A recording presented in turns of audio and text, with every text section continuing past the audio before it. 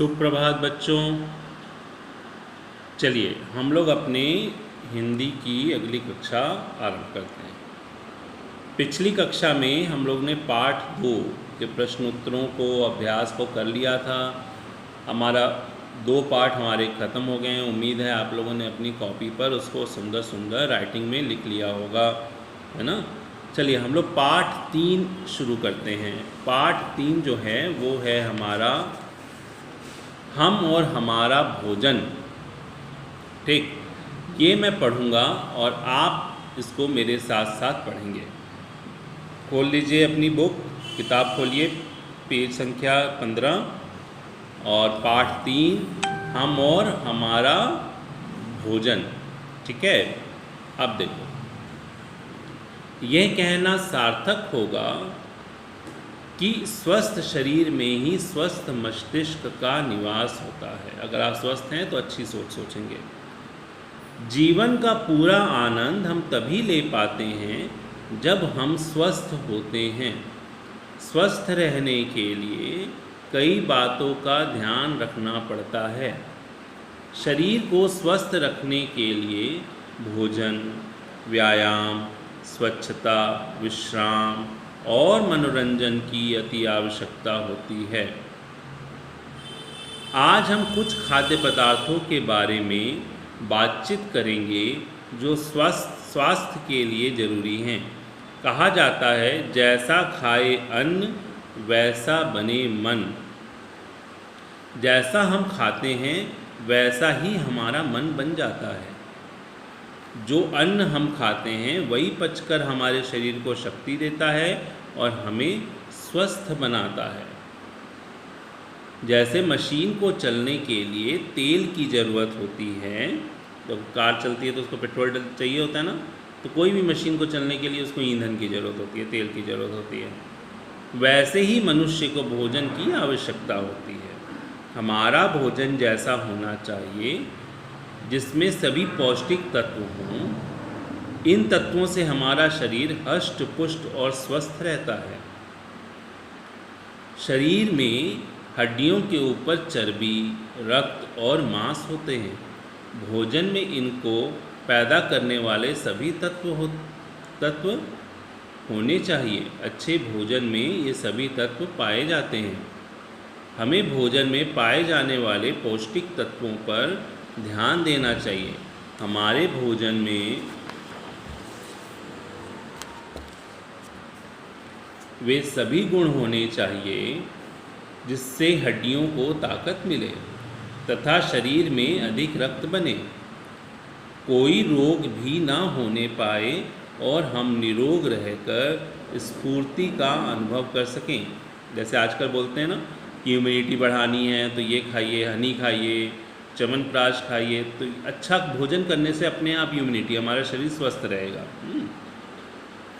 आजकल हम अनजाने में ऐसे खाद्य पदार्थों का सेवन कर रहे हैं जिसमें पौष्टिक तत्व नहीं होते, जैसे जंक फूड। ये तत्व हमारे स्वास्थ्य के लिए हानिकारक होते हैं। पौष्टिक भोजन में 6 तत्वों का होना जरूरी है। ये तत्व हैं कार्बोहाइड्रेट, प्रोटीन, वसा, खनिज लवण, विटामिन तथा जल।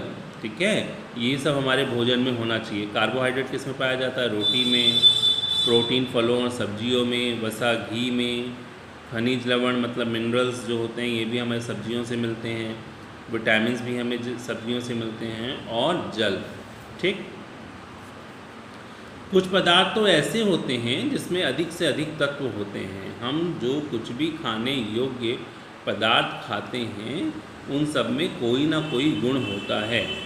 दही दूध पौष्टिक भोजन माना जाता है। दूध में ये सभी गुण पाए जाते हैं।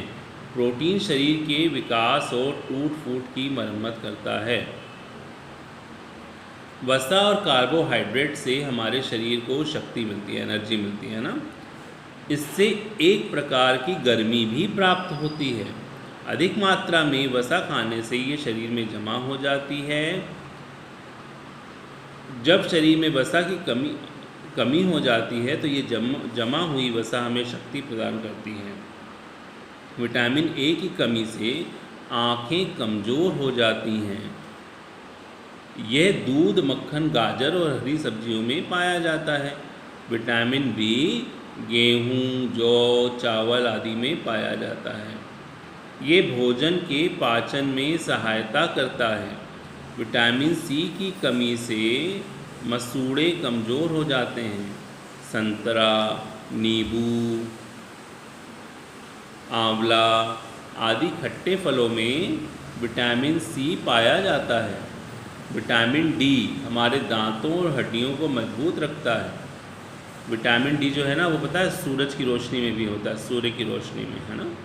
खनिज लवण हमारे शरीर के विकास के लिए आवश्यक है। आयोडीन हमें नमक से मिलता है। लोहा हरे पत्ते वाली सब्जियों से मिलता है। यह हमारे शरीर के विकास के लिए आवश्यक है। विभिन्न प्रकार के विटामिन युक्त भोजन ग्रहण करने से शरीर को रोग नहीं लगते। अलग अलग तरह के फल और सब्जियां खाने से हमें रोज़ नए नए पौष्टिक तत्व मिलते हैं। इनसे रोगों के कीटाणु नष्ट हो जाते हैं। जल से शरीर की सफाई होती है। जल अधिक मात्रा में पीना चाहिए। देखो आजकल कोरोना वायरस फैला हुआ है ना, तो खूब फ्रूट्स खाइए, है ना। फल खाएंगे तो उनसे सारे कीटाणु नष्ट हो जाएंगे। और खूब पानी पीजिए, है ना। ये पौष्टिक तत्व दूध, फलों तथा सब्जियों में पाए जाते हैं। इनका अधिक से अधिक सेवन करना चाहिए, तभी हम स्वस्थ रह सकते हैं, है ना। हमें ज़्यादा मिर्च मसालों वाला तला भुना भोजन नहीं करना चाहिए। कटे हुए फलों तथा सब्जियों को ढककर रखना चाहिए।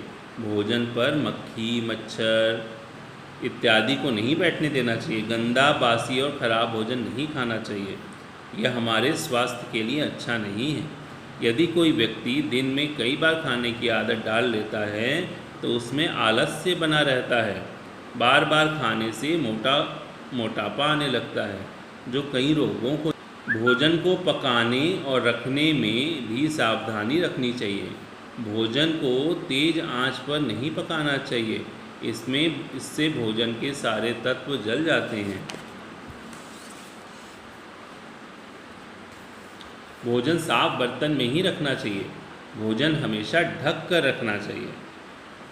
अब आप समझ गए होंगे कि मनुष्य के जीवन में पौष्टिक भोजन का कितना ज़्यादा महत्व है। इसलिए स्वस्थ और निरोग रहने के लिए संतुलित और पौष्टिक भोजन लेना जरूरी है, क्योंकि स्वस्थ शरीर में ही स्वस्थ मस्तिष्क निवास करता है। अब देखो, इसके हम लोग मौखिक प्रश्न करते हैं। हम लोग ने पाठ पढ़ा, मौखिक प्रश्न तो कर ही सकते हैं, इनको लिखना नहीं है ना। स्वस्थ शरीर में किसका निवास होता है? स्वस्थ शरीर में स्वस्थ मस्तिष्क का निवास होता है ना। स्वस्थ रहने के लिए किन किन बातों का ध्यान रखना चाहिए? हमें संतुलित भोजन करना चाहिए, जिसमें क्या क्या चीज़ें होनी चाहिए। हमें व्यायाम करना चाहिए, है ना, ठीक है। मशीन चलाने के लिए किस चीज़ की ज़रूरत होती है? मशीन चलाने के लिए हमें तेल की ज़रूरत होती है। कौन से खाद्य पदार्थ हमारे स्वास्थ्य के लिए हानिकारक हैं? जिनमें कार्बोहाइड्रेट हो, प्रोटीन हो, वसा हो, विटामिन हो, खनिज लवण हो और जल हो। ऐसे पदार्थ हमारे लिए तो हमारे लिए फ़ायदेमंद हुए। और हानिकारक क्या क्या हुए? प्रश्न तो ये, कौन से खाद्य पदार्थ हमारे स्वास्थ्य के लिए हानिकारक हैं? तो हानिकारक वो पदार्थ जंक फूड है ना, जिनमें ये जो मैंने बताए थे, जो पहले वाले, जैसे कार्बोहाइड्रेट, ये सब चीज़ें ना हों, वो हमारे लिए स्वास्थ्य के लिए हानिकारक है ना। ठीक, आपको करना क्या है? आपको पाठ का नाम ऊपर लिखना है और पाठ 3 और ये शब्द अर्थ। सार्थक मतलब उपयोगी, पौष्टिक मतलब सभी तत्वों से भरपूर, स्वच्छता मतलब सफाई, चर्बी मतलब अतिरिक्त मांस, आवश्यकता मतलब जरूरी, सेवन करना, ग्रहण करना, खाद्य पदार्थ खाने वाली चीज़ें, प्राप्त मतलब मिलना, शक्ति मतलब ताकत, कीटाणु मतलब छोटे छोटे सूक्ष्म कीड़े। ये आप कंप्लीट कर लेंगे पाठ अपनी कॉपी पर सुंदर सुंदर राइटिंग में, ठीक है। फिर अगले क्लास में हम लोग प्रश्न उत्तर की तरफ बढ़ेंगे और अभ्यास की तरफ बढ़ेंगे। तब तक के लिए बाय।